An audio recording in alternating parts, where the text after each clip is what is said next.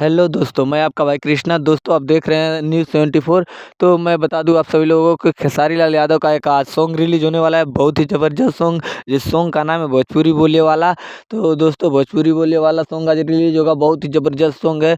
तो मैं आप सभी लोगों को बता दूं, ये गाना बहुत ही फाड़ू तरीके से वीडियो इसका शूट किया गया है, जो कि आज रिलीज किया जाएगा। तो आप सभी लोगों को बता दूं, ये गाना आते ही मार्केट में बवाल मचा देगा। तो आप लोग ज़रूर सुनिएगा भोजपुरी बोले वाला। तो भोजपुरी बोले वाला ये सॉन्ग बहुत ही ज़बरदस्त सॉन्ग है। जो कि मैं बता दूं आप सभी लोगों को, इसमें अखिलेश कश्यप इस गाने को लिखे हुए हैं। बहुत अच्छे तरीके से इसे रिकॉर्डिंग किया गया है।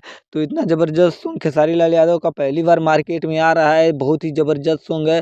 तो इतना ज़बरदस्त सॉन्ग है, सुनने के बाद मज़ा ही आने वाला है। तो सभी लोगों को बता दूं, आज ही के दिन ये गाना रिलीज होगा, भोजपुरी बोले वाला।